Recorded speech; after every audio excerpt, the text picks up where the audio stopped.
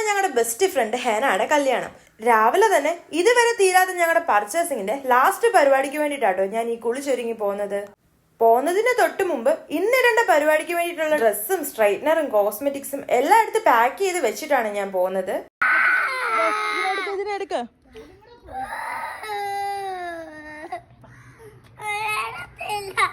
നമ്മുടെ വീട്ടിൽ ആര് പുറത്തു പോകാൻ പ്ലാൻ ചെയ്താലും ഐതു ബേബിക്ക് സ്ഥിരമായിട്ടുള്ള ഒരു പരിപാടിയാണ് ഇതുപോലെ കൂടെ വരണമെന്ന് പറഞ്ഞുള്ള കരച്ചില്. അവൻ ജയിച്ചു ഞാൻ തോറ്റു എന്ന് വേണമെങ്കിൽ പറയാം. അവനെ കൂട്ടിയിട്ടാണ് ഇന്നത്തെ ഞാൻ ബാലൻസ് പർച്ചേസിനായിട്ട് പോകുന്നത്.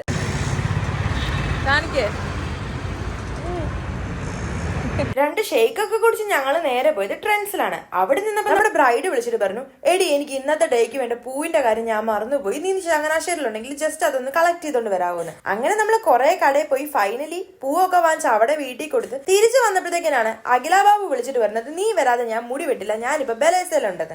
അങ്ങനെ അവിടെ കൂടെ മുടി വെട്ടാൻ ബലേസയിൽ പോയപ്പോഴാണ് ഒരു കാഴ്ച കണ്ടത്. എന്താണെന്നറിയോ, നമ്മുടെ ഇന്നത്തെ ഫംഗ്ഷന് വേണ്ടിയിട്ടുള്ള ഗ്രൂം അവിടെ ഇരുന്ന് മേക്കപ്പ് ചെയ്യുന്നത് കാണുന്നത്. ഗ്രൂമാണോ?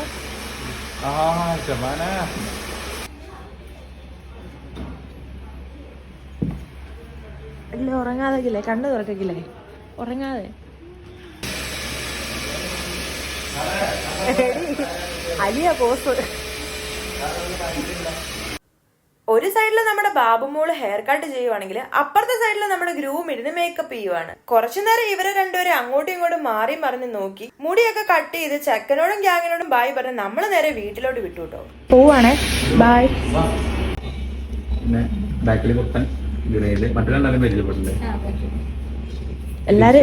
എല്ലാരും കവർ ചെയ്തിട്ടുണ്ട്. അവിടുന്ന് നമ്മൾ ഓൾറെഡി പാക്ക് ചെയ്ത് വെച്ച പെട്ടി എടുത്ത് നേരെ പോയത് ഇർഫാനയുടെ വീട്ടിലോട്ട്.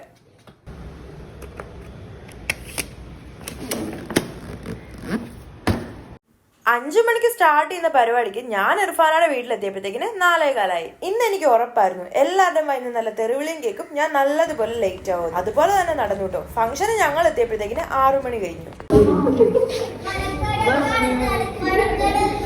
ഗൈസ്, ഞാൻ എത്തി.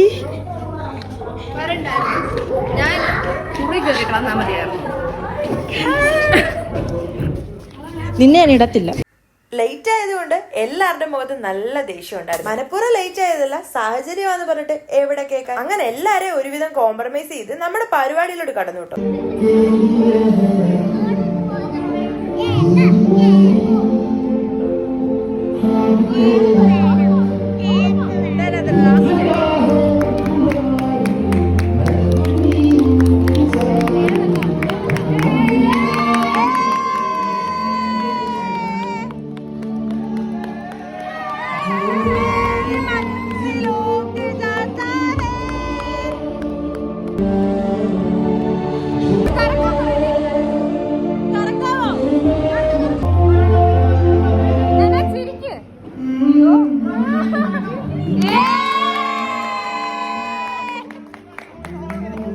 ചെക്കനും പെണ്ണും അവിടെ ഹാപ്പി ആയിട്ടിരുന്നപ്പോ നമ്മുടെ ഐതു ബേബിക്ക് ഇവിടെ ഭയങ്കര സങ്കടമായിരുന്നു കേട്ടോ. എന്തിനാന്നറിയോ, അവരുടെ കേക്ക് ഇവന് വേണം.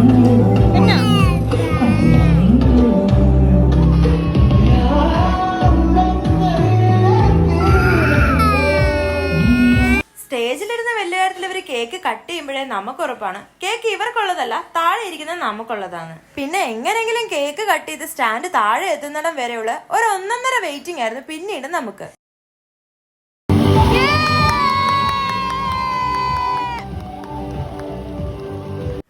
കേക്ക് കട്ടിങ് കഴിയാൻ കാത്തിരുന്നെന്ന് വേണമെങ്കിൽ പറയാം. അവിടുന്ന് കേക്കിങ് എടുപ്പിച്ച് നമ്മുടെ ഐതു ബേബിക്കും അവിടെ വന്ന എല്ലാ മക്കൾക്കും പിന്നെ നമ്മളിവിടെ കഴിക്കുന്നതാട്ടോ നിങ്ങൾ ഈ കാണുന്നത്. കിട്ടിയില്ലേ കേക്ക്?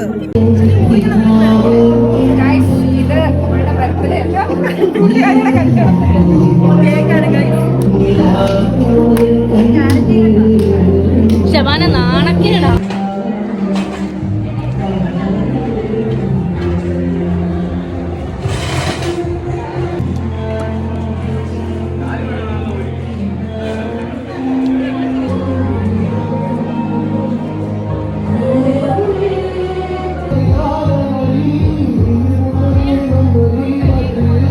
എവിടെ പരിപാടി അവതരിപ്പിച്ചാലും ചെക്കനെ പെണ്ണിനെ നമ്മുടെ കൂടെ നിർത്തിയിട്ടുള്ള ഒരു ഫോട്ടോ പതിവാണേ.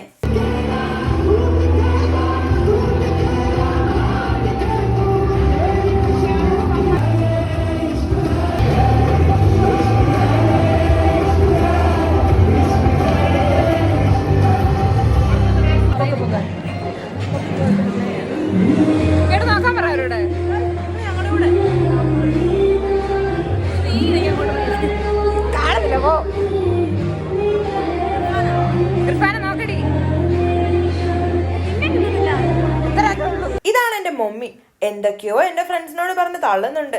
ആ ഒരു ടൈമില് നമ്മുടെ വീട്ടിലെ 2 ബേബീസിനെ മിസ്സായിരുന്നേ. തപ്പി തപ്പി ചെന്നപ്പോഴാണ് ഐസ്ക്രീമിന്റെ അവിടുന്ന് ഐസ്ക്രീം എടുത്തുകൊണ്ട് വരുന്നത്. ഒരു ഐസ്ക്രീം കൂടെ എടുത്ത് താടാന്ന് പറഞ്ഞപ്പോഴത്തേക്കിന് ഇല്ലാന്ന് പറഞ്ഞ് പോകുന്നതാണ് നിങ്ങൾ ഈ കാണുന്നത്. നമ്മുടെ മക്കളവിടെ കോമ്പറ്റീഷൻ പോലെ ഐസ്ക്രീം കഴിക്കുമ്പോ നമ്മുടെ ഐനു ബേബി സ്റ്റേജിൽ പോയി പപ്പുവാന്ന് പറഞ്ഞ് ഉമ്മ ചോദിക്കുക കേട്ടോ. ചെക്കൻ അവിടെ മനസ്സിലായില്ലെന്ന് നമുക്കിവിടെ മനസ്സിലായി. എന്നാൽ ചെക്കന് മനസ്സിലായെന്ന് എല്ലാരും നടിച്ചോണ്ട് ചെക്കൻ ബായി പറഞ്ഞു പോയി.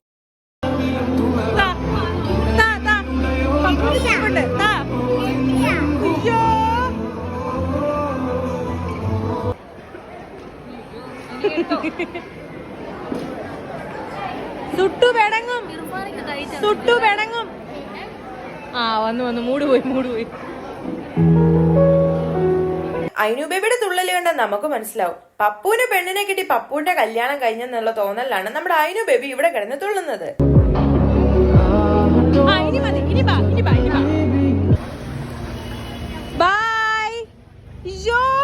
ഐസ്ക്രീമോ ബൈ.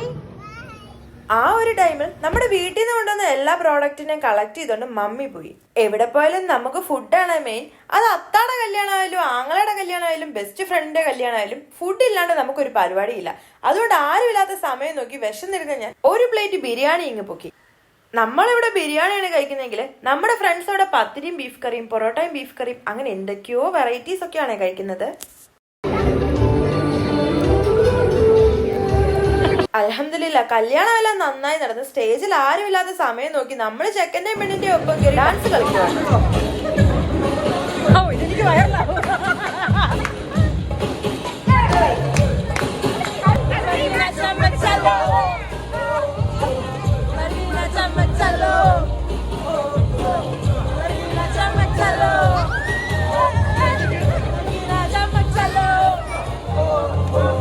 രാത്രി 10 മണിയായപ്പോ ഫംഗ്ഷൻ എല്ലാം കഴിഞ്ഞ് എല്ലാരും വീട്ടിൽ പോകാന്നിട്ട് നമ്മുടെ കണ്ണില് അത്ര നേരം താമസിച്ചിരുന്ന ഒരു ലെൻസ് എന്ന് പറയുന്ന വ്യക്തിനെ ഇങ്ങനെ പറിച്ചെടുക്കുക. നമ്മുടെ കല്യാണ ചെക്കന്റെ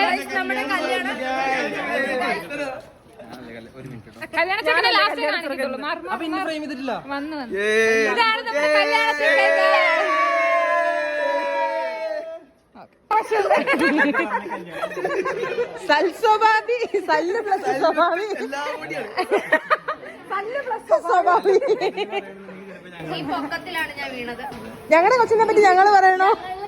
സൽ പ്ലസ് സ്വഭാവി പ്ലസ് സ്ക്വയർ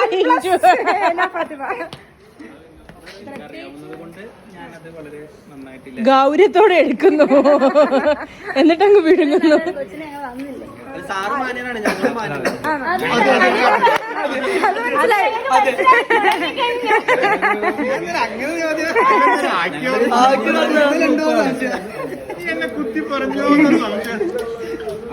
ഇത് മൊത്തം നമ്മുടെ ചെക്കന്റെ ചെങ്ങായിമാരാട്ടോ. ഓരെ പറ്റി 2 വാക്ക് പറയാൻ പറഞ്ഞു. പക്ഷെ നമ്മള് 4 വാക്കും 6 വാക്കും 8 വാക്കും പറഞ്ഞു നിർത്തി.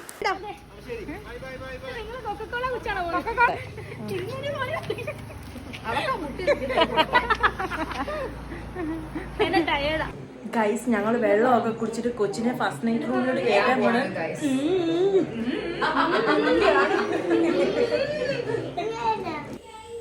പരിപാടിയെല്ലാം കഴിഞ്ഞ് രാത്രി 10:45 നമ്മുടെ ചെറുക്കൻകൂട്ടര് മൊത്തം ബായി പറഞ്ഞു പോവാട്ടോ. ഇന്ന് ഇവിടെ സ്റ്റേ ആണോ അതോ പോവോ? ആണ് എപ്പോഴാ? ചെയ്തോ?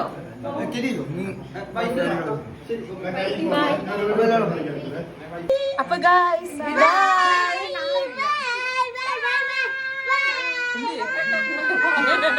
എല്ലാരോടും ബായൊക്കെ പറഞ്ഞ് വീട്ടിൽ പോകാൻ നേരാണ് നമുക്കൊരു ചായ മൂടി തോന്നിയത്. അങ്ങനെ ഞങ്ങൾ വണ്ടി സ്റ്റാർട്ട് ചെയ്ത് നേരെ പോയത് നമ്മുടെ ചങ്ങനാശ്ശേരി പാലാത്രയിലുള്ള ചായവാലയിലാണ്.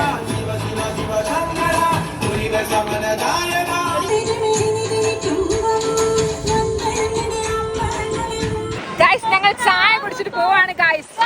അഖിലയാണ് ഗൈസ് വണ്ടി ഓടിക്കുന്നത്. ഞങ്ങളുടെ കൂട്ടുകാരുടെ റൂമിലൊക്കെ ആക്കിയേ കാണത്തില്ല പറഞ്ഞ വീഡിയോ കാണാൻ പറ്റും. നല്ല ക്ലിയർ ആയിട്ട്. ഹലോ ഗൈസ് നമ്മളിപ്പോ പോകാൻ പോകുന്നുണ്ട്. ഹലോ ഗൈസ് നമ്മളിപ്പോ ഒരു കാര്യം പറയാൻ പോവുകയാണ്. ഗൈസ് ഇല്ല ഗൈസ് അത് നമ്മൾ റിവീൽ ചെയ്തില്ല. അടുത്ത വീഡിയോയിൽ ഞങ്ങൾ അത് പബ്ലിഷ് ചെയ്യും. ഹലോ ഗൈസ് നമ്മളിപ്പോ ചായ 15 രൂപയുടെ ചായക്ക് ഏലക്ക ചായ എന്ന് പറഞ്ഞ് ഞങ്ങള് ഒരു കവർ പാലിന്റെ പൈസ അതിനെക്കാട്ടിലും 5 രൂപ കൂടുതൽ. ഏലക്ക അവര് ഒരു കുറെ ഏലക്ക ഇട്ടായിരുന്നു, അതാണ് ഇത്രയും കാശ്. ഗ്രൂമിന്റെ ബ്രൈഡിന്റെ ഈ ഒരു പോർഷനിൽ നല്ല അടിപൊളി സോങ് ഒക്കെ ഇട്ട് നമ്മൾ സെറ്റ് ചെയ്തതാ. പക്ഷെ എന്ത് ചെയ്യാനാ, നമ്മുടെ യൂട്യൂബ് കോപ്പിറൈറ്റ് ആന്ന് പറഞ്ഞെടുത്ത് ദൂരെ. ഈ ഒരു പോർഷനിൽ നിങ്ങളുടെ മൈൻഡിൽ ഏത് സോങ്ങാ വരുന്നതെന്ന് ജസ്റ്റ് ഒന്ന് കമന്റിൽ പറയണം കേട്ടോ. അപ്പൊ ഇത്രേ ഉള്ളൂ. ബൈ.